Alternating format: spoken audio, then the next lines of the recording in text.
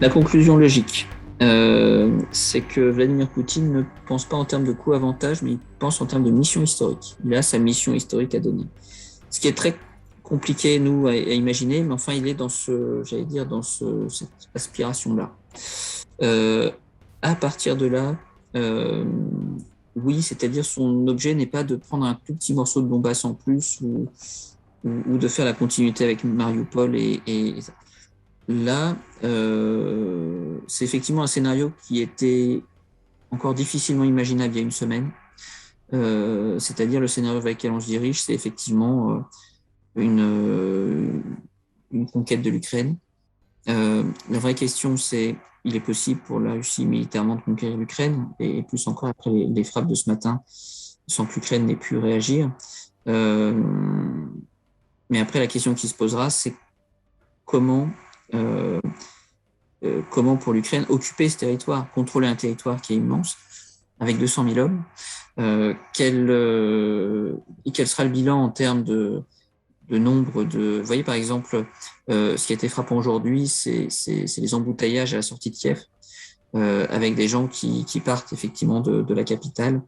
Ça veut dire que s'ils ne l'ont pas fait avant, c'est que pour eux, ça leur semblait aussi assez hautement improbable. Donc, l'attaque, l'impression de ressentiment sur lequel joue Vladimir Poutine est d'une violence extrême. Euh, partant de là, il serait difficilement imaginable qu'il s'arrête en cours de route. Si vous, pour l'exemple que je mentionnais, c'est-à-dire là, c'est comme s'il avait fait un pacte avec l'ensemble de de ses services de sécurité, en disant finalement que euh, voilà, vous allez me suivre là où je vous emmène. Et il est aujourd'hui euh, de l'ordre du plus que probable que effectivement Vladimir Poutine ait des ambitions qui non seulement dépassent largement le Donbass, mais soit extrêmement, j'allais dire, soit dans l'idée finalement de conquérir l'ensemble du territoire avec tout ce que ça suppose comme massacre, comme réfugiés.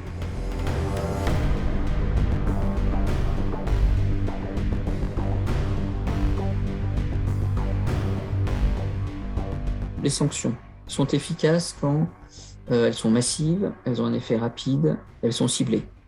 La difficulté, c'est que notre cible, en l'occurrence autour de Vladimir Poutine, n'est pas réceptive à ce type d'incitation de points, c'est-à-dire, je pense que quand vous avez une mission historique, euh, d'ailleurs, peu importe si le sacrifice est financier, donc la capacité du pouvoir de Vladimir Poutine, enfin l'acceptation à payer pour pouvoir mener sa sale guerre, est élevée.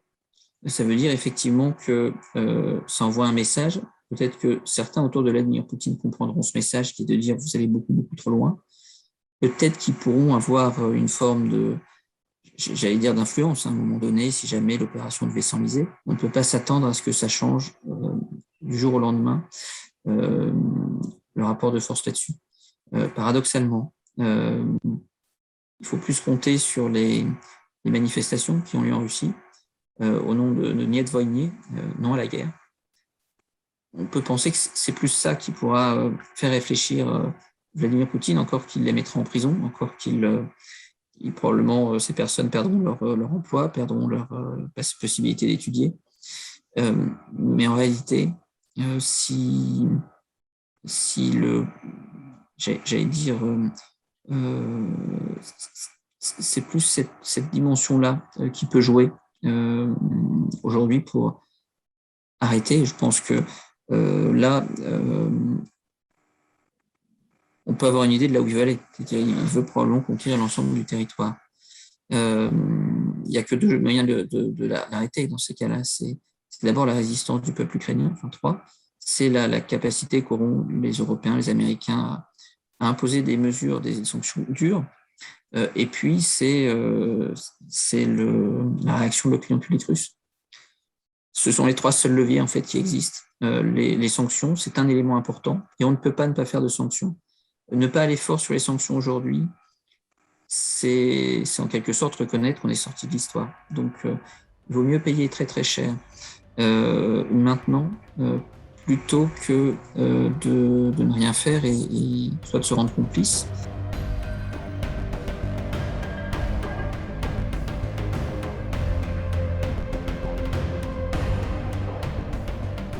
Oui, je pense que quelque part dans la tête de Vladimir Poutine, il y a une phrase qui doit dire à peu près, je fais une hypothèse, hein, mais je présume que dans la manière de penser de Vladimir Poutine, il y a non, la Russie n'a pas perdu la guerre froide. La guerre froide a continué.